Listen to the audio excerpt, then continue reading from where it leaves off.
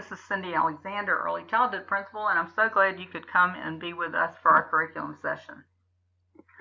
Before our teachers begin, I want to share with you my thoughts on our K-8 model and how it benefits our young children. Because we're faith-based, the children know that God loves them.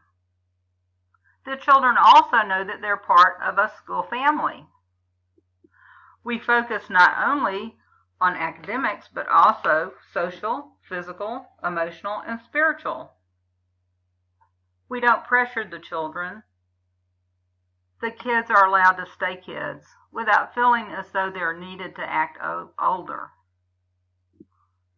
Also, our teachers recognize that children learn best when they are given opportunities to play, explore, create, and imagine.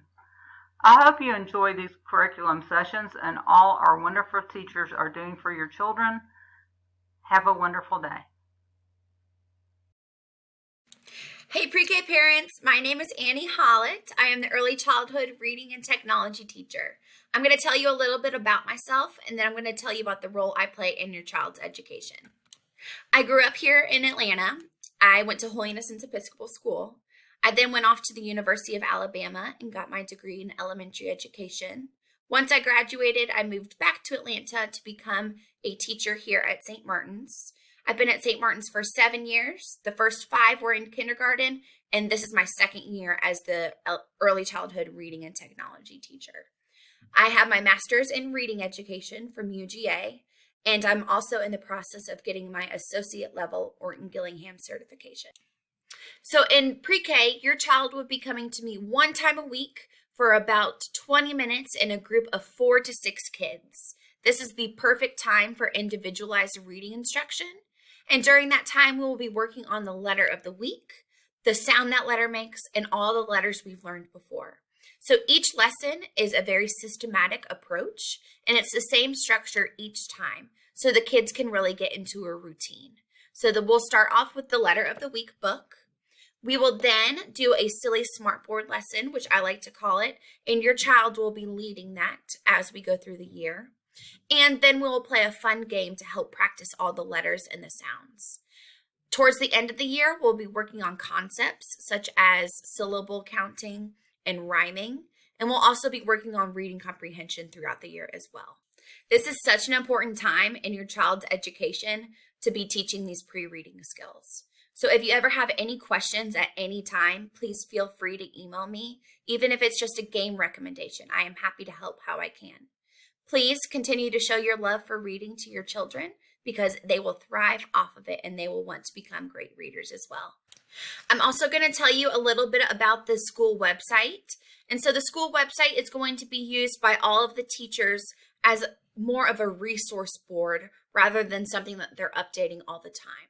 So the teachers might be posting their class list, class schedule, information that you might have received on orientation day. So this is really going to be a resource board for you to go to if you're ever in need of something that they have given to you and you might have lost at home or you just have forgotten.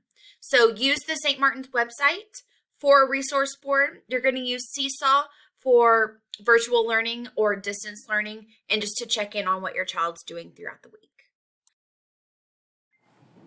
Hi pre-K parents. My name is Pearson McShane. I'm one of your pre-K leads. This is my 10th year at St. Martin's, and I am originally from Atlanta. I went to Pace Academy and then went to Auburn, where I graduated in early childhood education, and then came straight to St. Martin's after college. So I am so excited to start this year. It's going to be very exciting. And we have already had such a great time with your children, and look forward to watching them grow because we soak up a lot of information in pre-K. We learn a lot of wonderful things, a lot of basics, but the important things that they need to carry on the rest of their school year and school career. So we're busy. I'm going to talk to you about our phonics program and our Handwriting Without Tears program and kind of how we blend the two. So, Wilson is a great program, and it provides us with a keyword to go with our letters that help the kids remember the sound. So they're seeing the letter, they're seeing the picture, they're thinking in their brain, oh, I know that, what does that sound make? And it helps them remember those sounds more rapidly. So we all have the entire alphabet in our classrooms, and with all the pictures for them to see. So if they ever need a reminder during any time of the day, they're happy to look up there. So this is a deck style alphabet. So each one just has a picture that they see that helps them make the connection with the letter and then to produce the sound. And we go through these decks. We'll go through these. At the first 2 weeks, we're basically just showing them every keyword, every letter, and trying to help them make that correlation. And then starting next week, well, this is the second week of school, so you'll be getting this video a little bit later. But we are going to do one letter per week. So we're going to focus on one letter. We start with the easiest letter to write, which is the letter L, because that's how our other program, Handwriting Without Tears, creates their curriculum. We start from the easiest letter and work our way into the curvy letters and into the diagonal letters. So it's easy letters to hard letters. But again, we're blending our Wilson letter and keywords with that program as well. So Wilson not only provides us with the phonics aspect, but it also brings in handwriting. So like I said, as we're blending, so they like to introduce the lines ahead of time. This is a little tough for pre-K in the beginning. We will practice it. We will expose them to it. We will talk about how there's a top line, a middle line, and a bottom line, and then the descending letters that go into the dirt. You see a worm. So I'm not sure if y'all can really see these. So there's a sky line, an airplane line, the grass line, and then the worm, which is, supposed to represent the dirt. So we will be practicing starting at the top. We always start our letters from the top. And we will definitely be talking about the airplane line, the grass line, and the worm line, just so they can hear that vocabulary, because they will have this again in kindergarten next year. So we have another visual for them. This is our flip chart that goes with our letter of the week. So for L, just so you know, that's like I said, our first letter. So I'll show you what they would be seeing. So our keyword is L, lamp, and they would say ul. So we'd practice that. Then we would be practicing, this is a tactile board. This is actually, it has a texture to it, so it's very neat for them to practice at the skyline, big line down, little line at the bottom. So we use the terminology from Handwriting Without Tears with that of Wilson. All right, so moving on to Handwriting Without Tears. It is awesome. These are the little books that you provided us with this year. My chalk just fell. So you are going to be practicing uppercase and lowercase letters with this book, and letter numbers, 1 through 10 in our little number books. So everything with Handwriting Without Tears is based on 4 main structures, if you will. A little line, a big line, a little curve, and a big curve. Okay? So we have these in smaller magnetic form. We also have them in larger sticks that they play with, and they can create, sometimes that we're practicing making letters, but they can also use them to, build words on the carpet. Sometimes they turn into roads and train tracks, but they know exactly what they are. So with these, Handwriting Without Tears is really practicing a lot with our little hands.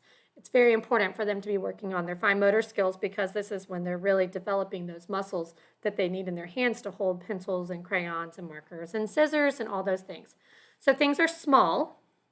Like you see, we have small pencils, we have small chalk, we have small sponges for our wet, dry, try, and we have small crayons, like this. Okay, so when you go home, it might be smart to just start breaking things in half so that it's small, because it helps them hold those things lower down on the pencil or the crayon or the chalk. So what you'll see is a lot of familiarity throughout the program. Everything has a little smiley face where we start, because we start our letters at the top. So this is wet, dry, try. They would use this with chalk. There's also a great wet, dry, try app that you can do. They have here, and you can also use it at home. Again, this is for the magnets. So stamping, this is a stamping magnet. So if I did L, big line down, little line at the bottom, and it looks like that. And again, you see the smiley face. So they know that that's where they start. And then they can practice writing it on their own. If you didn't get to take a look in this book, it helps them with spacing. It helps them, so they trace, trace, trace. Up here shows how they make it with their curves or their lines. So it's always giving them an example of where to start and how to keep their letter in a certain area. This also has lowercase letter practice, like I said. And here's an example, just so the same letter. Here's S that we just showed. So again, they show the spacing and where to start and how to make it at the top. And this provides a picture as well to go with the sound. So they're constantly being exposed to letters and sounds, and we talk about it constantly. And we are constantly practicing our writing, constantly practicing using our fingers with tweezers, with math, like you heard from Ms. Frutiger. If we get a chance, we'll use Play-Doh to build those fine motor skills as well. But these are two wonderful programs that we have loved and enjoyed, and the kids seem to love it too. And the keywords make it super fun and easy to remember for them. And you'll be amazed at how quickly they pick up those keywords and sounds. I am so glad that y'all are joining us today, and I'm so happy to have your children with us at St. Martin's. Thank you so much. And if you have any questions, please shoot us an email, and we look forward to seeing you. All right, have a great day. Hi, parents. My name is Lauren Frutiger. I have been a SMES teacher for almost 19 years in pre-kindergarten.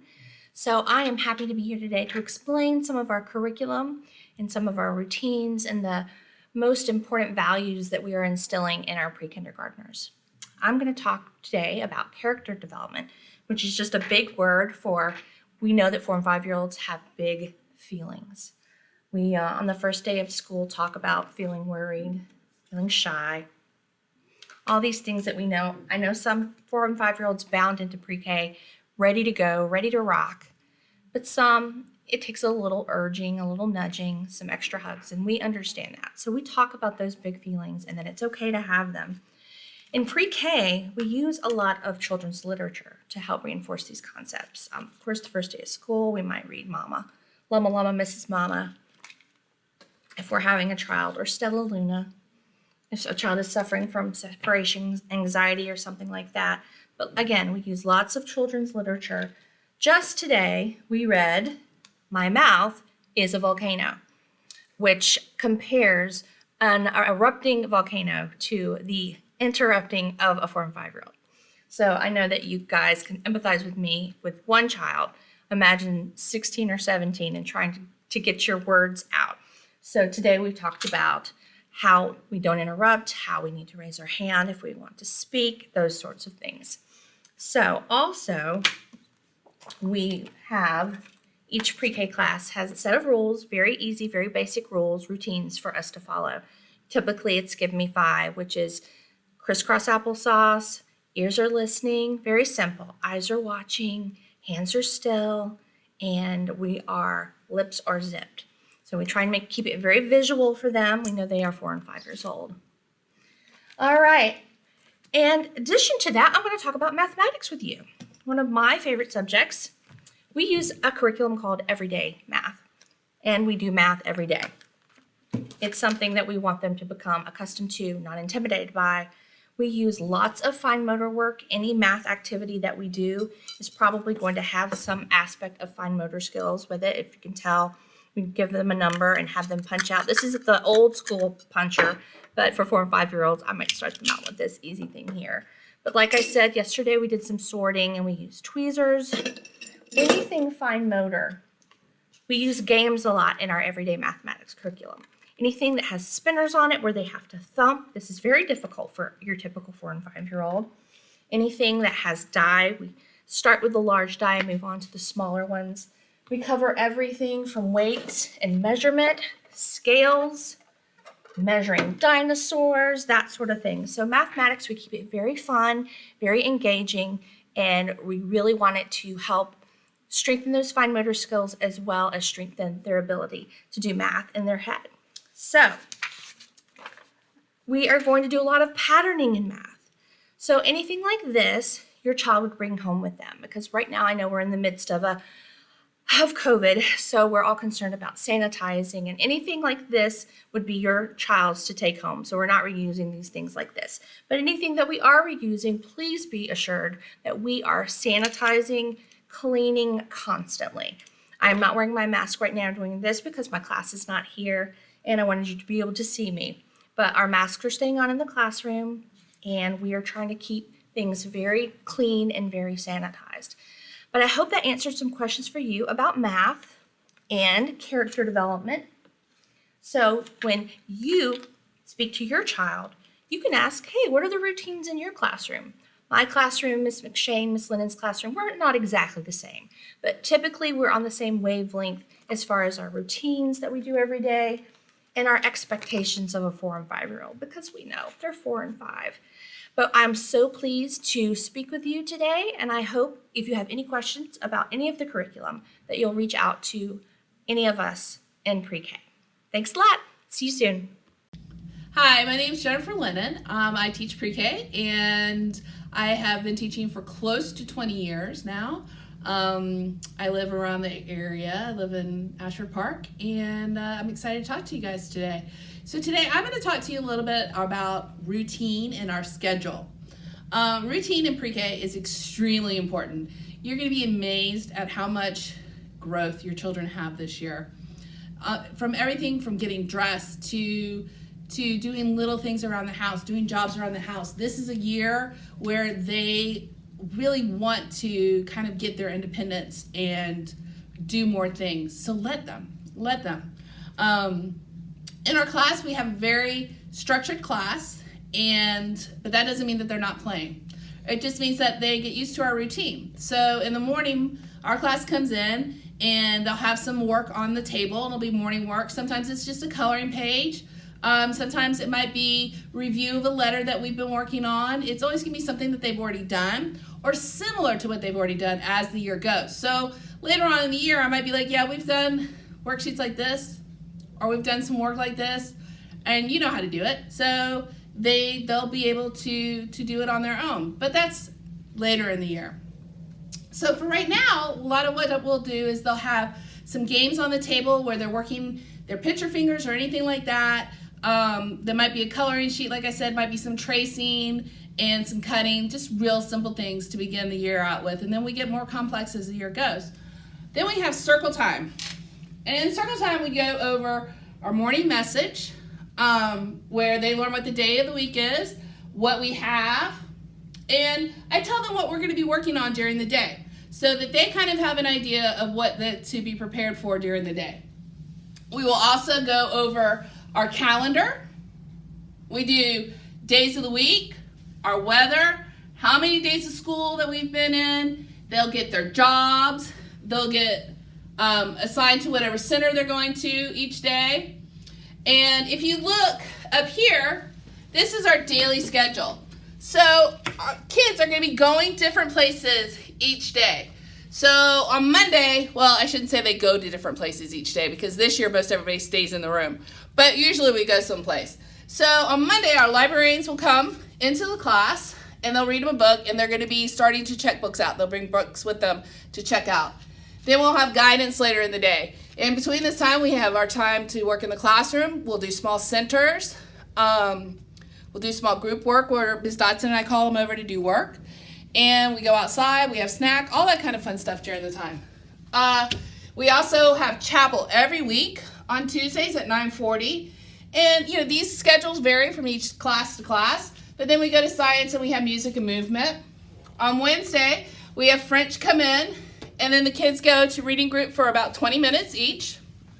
They get divided in a small group to go to reading group. Then Thursdays, we have art and religion. And on Fridays, we'll have music and movement again. Now, Friday leaves us an open day. So we do some fun things on Friday. Usually, we have you guys come in and do something like Mystery Chef, where you guys would bring everything in and make some fun treats with the kids. We're still working on how to do that. So we might not have you guys come in, but we might be doing some fun things like that on Fridays. Fridays are a day where we get lots of fun things to go on. So that's a little bit about our daily routine and our schedule. Some of the fun things that we do in pre-K is we celebrate holidays, kind of holidays that you might not always celebrate. We celebrate Johnny Appleseed Day. We celebrate Diwali. We celebrate Cinco de Mayo. What else do we celebrate? All sorts of fun things like that. Chinese New Year. Chinese New Year, thank you. So yeah, we just have a lot of fun in pre-K, and I'm looking forward to a great year with all of you guys. And if you have any questions, feel free to email me or your teacher. Thank you. Have a great day. Hi, pre-K parents. It's Mrs. Beckwith. I am your child's early childhood science lab teacher, and your child will come to my science lab every week for some awesome explorations and discoveries. I also have a full-time assistant. Her name is Miss Burns. And Miss Burns loves science just as much as I do. I have been teaching here. This is now my 12th year. I also went to early childhood here over 30 years ago. So let's talk about what your child will do in the science lab. In pre-K, our super scientists start using tools like pipettes. They start learning the basic scientific method. I say we're building the foundation for it in pre-K. It's where we start to ask questions.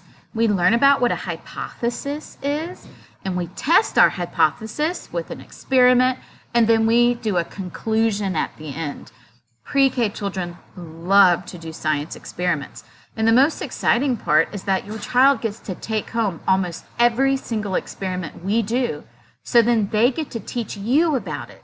Also in pre-K, your child will visit the science lab's outdoor classroom. We go out there all the time. It is an outdoor space that's not a playground. It has a pond, gardening beds, a dino dig, lots of sensory bins that we're pretty much going to fill up with bubbles this year to help clean our hands while we're out there. We have a fairy garden. I also have some STEAM and Tinker centers in the outdoor classroom.